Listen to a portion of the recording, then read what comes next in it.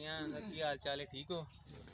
अच्छा जी, ਤੁਹਾਨੂੰ ਮੈਂ ਮੂੰਜੀ ਦੇ ਬਾਰੇ 'ਚ ਨਹੀਂ ਦੱਸਾਂਗਾ। ਮੂੰਜੀ ਦੇ ਬਾਰੇ ਤੁਹਾਡੇ ਨਾਲ ਸਾਰੀ ਡਿਸਕਸ਼ਨ ਕਰਨਗੇ ਡਾਕਟਰ ਰਿਆਜ਼ ਮਾਨ ਸਾਹਿਬ, ਠੀਕ ਹੈ। ਇਹਨਾਂ ਦਾ ਚਾਵਲ ਦਾ ਵਸੀ ਤਜਰਬਾ ਹੈ।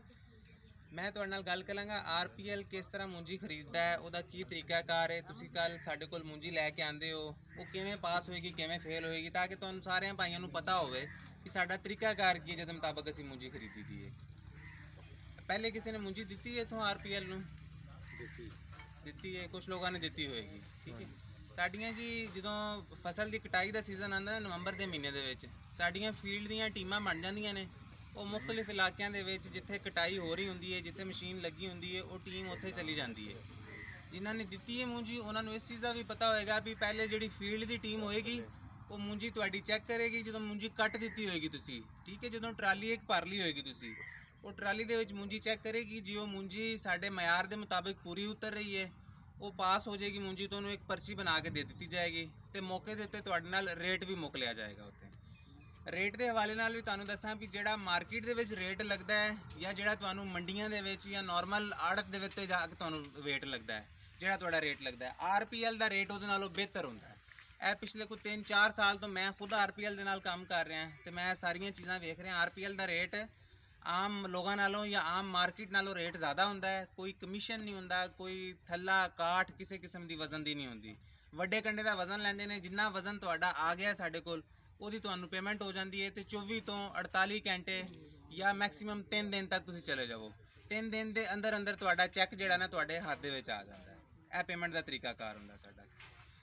ਅੱਛਾ, ਤੁਹਾਨੂੰ ਇਹ ਦੱਸ ਰਿਹਾ ਵੀ ਜਦੋਂ ਫੀਲਡ ਟੀਮ ਜਿਹੜੀ ਆਏਗੀ ਉਹ ਟਰਾਲੀ ਆਪਣੀ ਵੇਖੇਗੀ, ਪਾਸ ਕਰ ਦੇਗੀ, ਤੁਹਾਨੂੰ ਇੱਕ ਪਰਚੀ ਕੱਟ ਦੇਗੀ ਤੇ ਤੁਹਾਡੇ ਨਾਲ ਰੇਟ ਮੁੱਕ ਲਿਆ ਜਾਏਗਾ ਉੱਥੇ ਹੀ। ਤੁਸੀਂ ਉਹ ਟਰਾਲੀ ਲੈ ਕੇ ਜਦੋਂ ਜਾਂਦੇ ਹੋ ਫੈਕਟਰੀ ਦੇ ਵਿੱਚ, ਸਾਡੀ ਫੈਕਟਰੀ ਦੇ ਉੱਤੇ ਗੇਟ ਦੇ ਉੱਤੇ ਸਾਡਾ ਇੱਕ ਬੰਦਾ ਬੈਠਾ ਹੈ ਜਿਹੜਾ ਦੁਬਾਰਾ ਮੂੰਜੀ ਉੱਥੇ ਚੈੱਕ ਕਰ ਰਿਹਾ ਹੁੰਦਾ ਹੈ, ਠੀਕ ਹੈ। ਉਹ ਪਰਚੀ ਦੇ ਮੁਤਾਬਕ ਤੁਹਾਡੀ ਦੁਬਾਰਾ ਮੂੰਜੀ ਚੈੱਕ ਕਰੇਗਾ ਤੇ ਉਹ ਮੂੰਜੀ ਉੱਥੇ ਪਾਸ ਹੋਏਗੀ ਤੇ ਗੇਟ ਦੇ ਅੰਦਰ ਚਲੀ ਜਾਏਗੀ, ਠੀਕ ਹੋ ਗਿਆ। ਇੱਥੇ ਤੱਕ ਕਿਸੇ ਭਾਈ ਨੂੰ ਕੋਈ ਚੀਜ਼ ਦੀ ਸਮਝ ਨਾ ਆਈ ਹੋਏ ਤਾਂ ਪੁੱਛ ਵੀ ਸਕਦਾ ਹੈ। ਸਭ ਭਾਈਆਂ ਨੂੰ ਸਮਝ ਆ ਰਹੀ? ਜਿਹੜਾ ਉੱਥੇ ਤੁਸੀਂ ਰੇਟ ਤੈਅ ਕਰਨਾ ਆ, ਉਹ ਜਦੋਂ ਉੱਥੇ ਮੁੰਜੀ ਚਲੇਗੀ ਅੰਦਰ, ਉਹ ਘਟਾ ਵਧਾ ਵੀ ਸਕਦੇ? ਨਹੀਂ ਜੀ, ਜਦੋਂ ਮੂੰਜੀ ਇੱਥੋਂ ਚਲੀ ਗਈ, ਜੋ ਰੇਟ ਤੁਹਾਡਾ ਇੱਥੇ ਤੈਅ ਹੋਇਆ ਨਾ ਉਹੀ ਰੇਟ ਉੱਥੇ ਜਾ ਕੇ ਤੈਅ ਹੋਣਾ। ਉੱਥੇ ਉਹਨਾਂ ਨੇ ਸਿਰਫ ਇਹ ਚੈੱਕ ਕਰਨਾ ਹੁੰਦਾ ਵੀ ਜਿਹੜੀ ਪਰਚੀ ਬਣਾਈ ਹੈ ਉਹਦੇ ਮੁਤਾਬਕ ਹੀ ਸਾਡੀ ਮੂੰਜੀ ਹੈ ਜਾਂ ਨਹੀਂ ਹੈ, ਠੀਕ ਹੈ। ਬਸ ਇਹ ਚੀਜ਼ਾਂ ਚੈੱਕ ਕਰਨੀਆਂ ਹੁੰਦੀਆਂ ਨੇ, ਬਾਕੀ ਹੋਰ ਕੋਈ ਮਸਲਾ ਨਹੀਂ ਹੁੰਦਾ। ਅੱਛਾ, तो ਇਹ ਤਾਂ ਤੁਹਾਡੀ ਮੂੰਜੀ ਦਾ ਤਰੀਕਾਕਾਰ ਹੋ ਗਿਆ, ਠੀਕ ਹੈ। ਤੁਹਾਡੀ ਮੂੰਜੀ ਉੱਥੇ ਚਲੀ ਗਈ ਹੈ, ਪਾਸ ਹੋ ਗਈ ਹੈ, ਤੁਹਾਨੂੰ ਪੈਸੇ ਸ਼ੈਸੇ ਮਿਲ ਗਏ ਨੇ। ਹੁਣ ਤੁਹਾਨੂੰ ਮੈਂ ਇਹ ਦੱਸਣਾ ਚਾਹ ਰਿਹਾ ਵੀ ਮੂੰਜੀ ਫੇਲ ਕਿਹਨਾਂ ਵਜੂਹਾਤ ਦੀ ਬਿਨਾ ਤੇ ਹੁੰਦੀ ਹੈ। ਵਜ੍ਹਾ ਇਹ ਬੰਦੀ ਹੈ ਵੀ ਤੁਹਾਡੀ ਮੂੰਜੀ ਬਣੀ ਹੈ ਬੜੀ ਸਾਫ਼ ਸੁਥਰੀ, ਬੜਾ ਖਿਆਲ ਰੱਖਿਆ ਤੁਸੀਂ ਮੂੰਜੀ ਦਾ ਆਪਣੀ ਦਾ, ਬੜੀ ਪਲੀ ਹੋਈ ਹੈ, ਚੰਗਾ ਦਾਣਾ ਮੋਟਾ ਦਾਣਾ ਉਹਦਾ। ਲੇਕਿਨ ਜਦੋਂ ਤੁਸੀਂ ਕਟਾਈ ਕਰਨ ਲੱਗੇ ਹੋ, ਗਿੱਲੀ ਮੂੰਜੀ ਵੱਢ ਦਿੱਤੀ ਹੈ, ਸਵੇਰੇ ਸਵੇਰੇ ਤੜੇਲੇ ਪਈ ਹੋਈ ਸੀ ਤੇ ਮੂੰਜੀ ਵੱਢ ਦਿੱਤੀ ਹੈ, ਉਹਦੇ ਵਿੱਚ ਨਮੀ ਦਾ ਤਨਾਸਬ ਜਿਹੜਾ ਨਾ ਉਹ ਜ਼ਿਆਦਾ ਹੋ ਗਿਆ। ਅਸੀਂ ਨਮੀ ਜਿਹੜੀ ਹੈ ਸਾਨੂੰ ਚਾਹੀਦੀ ਹੁੰਦੀ ਹੈ 22% ਤੱਕ ਜਾਂ 23% ਤੱਕ ਅਸੀਂ ਲੈ ਰਹੇ ਹੁੰਦੇ ਹਾਂ। ਜਾਂ ਕੁਛ ਜਿਹੜੇ ਸ਼ੁਰੂ ਦੇ ਦਿਨ ਹੁੰਦੇ ਨੇ ਉਦੋਂ ਤੱਕ ਅਸੀਂ ਮੂੰਜੀ ਅੱਛੀ ਹੋਵੇ, ਦਾਣਾ ਅੱਛਾ ਹੋਵੇ ਤੇ 24-25 ਤੱਕ ਵੀ ਲੈ ਲਈਦੀ ਹੈ, 25 ਤੱਕ ਵੀ ਲੈ ਲਈਦੀ ਹੈ ਨਾਰਮਲੀ। ਲੇਕਿਨ ਜਦੋਂ ਮੂੰਜੀ ਸੁੱਕੀ ਹੁੰਦੀ ਹੈ ਤੇ ਉਹਦੇ ਤੇ ਨਮੀ ਪਈ ਹੁੰਦੀ ਹੈ, ਤੁਸੀਂ ਉਹਨੂੰ ਵੱਢ ਕੇ ਜਦੋਂ ਟਰਾਲੀ ਦੇ ਵਿੱਚ ਰੱਖਦੇ ਹੋ ਤੇ ਮਸ਼ੀਨ ਜਿਹੜੀ ਹੈ ਉਹਦਾ ਪੱਖਾ ਸ਼ੱਖਾ ਸਹੀ ਨਾ ਚੱਲ ਰਿਹਾ ਹੋਵੇ, ਉਹ ਗੰਦ ਜਿਹੜਾ ਹੈ ਉਹ ਵੀ ਵਿੱਚ ਆ ਰਿਹਾ ਹੋਵੇ, ਉਹਦੀ ਵਜ੍ਹਾ ਤੋਂ ਵੀ ਨਮੀ ਦਾ ਤਨਾਸਬ ਜ਼ਿਆਦਾ ਹੋ ਜਾਂਦਾ ਹੈ। ਉਦੋਂ ਨਮੀ ਜ਼ਿਆਦਾ ਹੋ ਜਾਵੇ ਉਹ ਸਾਡੇ ਵਾਸਤੇ ਮਸਲਾ ਬਣਦਾ ਹੈ। ਉਹਦੇ ਨਾਲ ਫੰਗਲ ਗਰੋਥ ਹੁੰਦੀ ਹੈ, ਉਹਦੇ ਤੇ ਉੱਲੀ ਲੱਗਦੀ ਹੈ। ਉੱਲੀ ਲੱਗਣ ਦੀ ਵਜ੍ਹਾ ਤੋਂ ਉਹ ਚਾਵਲ ਦਾ ਜਿਹੜਾ ਦਾਣਾ ਹੈ ਨਾ ਉਹ ਸਾਡੇ ਕਿਸੇ ਕੰਮ ਦਾ ਨਹੀਂ ਰਹਿ ਜਾਂਦਾ। ਹੋ ਸਕਦਾ ਕਿਸੇ ਹੋਰ ਮਿਲ ਵਾਸਤੇ, ਕਿਸੇ ਹੋਰ ਵਪਾਰੀ ਵਾਸਤੇ, ਮੰਡੀ ਵਾਸਤੇ ਉਹ ਚਾਵਲ ਦਾ ਜਿਹੜਾ ਦਾਣਾ ਨਾ ਉਹ ਹੋ ਸਕਦਾ ਕੋਈ ਕੰਮ ਦਾ ਹੋਵੇ, ਲੇਕਿਨ ਜਦੋਂ ਸਾਡੀ ਜ਼ਰੂਰਤ ਪੂਰੀ ਨਹੀਂ ਕਰ ਸਕਦਾ ਫਿਰ ਸਾਡੇ ਵਾਸਤੇ ਉਹ ਰਿਜੈਕਟ ਹੋ ਜਾਂਦਾ ਹੈ। ਇਸ ਵਜ੍ਹਾ ਤੋਂ ਸਾਡੀ ਮੂੰਜੀ ਜਿਹੜੀ ਹੈ ਉਹ ਰਿਜੈਕਟ ਵੀ ਹੋ ਜਾਂਦੀ ਹੈ। ਤੇ ਕੋਸ਼ਿਸ਼ ਕਰਨੀ ਹੈ ਜਦੋਂ ਕਟਾਈ ਦਾ ਸੀਜ਼ਨ ਆ ਜਾਵੇ ਨਾ, ਨਵੰਬਰ ਦਾ ਪਹਿਲਾ ਹਫਤਾ ਕੱਢ ਲਵੋ, ਨਵੰਬਰ ਦਾ ਜਦੋਂ ਦੂਸਰਾ ਹਫਤਾ ਚੜ੍ਹ ਜਾਵੇ, ਸਾਡੀਆਂ ਜਿਹੜੀਆਂ ਫੀਲਡ ਟੀਮਾਂ ਨੇ ਇਸ ਏਰੀਏ ਦੇ ਵਿੱਚ, ਜੇ ਗੁਲਾਮ ਬਾਸ ਆਪਕਾ ਹੀ ਏਰੀਆ, ਇਸ ਏਰੀਏ ਦੇ ਵਿੱਚ ਗੁਲਾਮ ਬਾਸ ਸਾਹਿਬ ਆਉਂਦੇ ਨੇ, ਤੁਸੀਂ ਇਹਨਾਂ ਦੇ ਨਾਲ ਰਾਬਤਾ ਕਰੋ। ਇਹ ਆ ਕੇ ਤੁਹਾਡੀ ਫਸਲ ਜਿਹੜੀ ਹੈ ਨਾ ਉਹਨੂੰ ਚੈੱਕ ਕਰ ਲੈਣਗੇ, ਠੀਕ ਹੈ।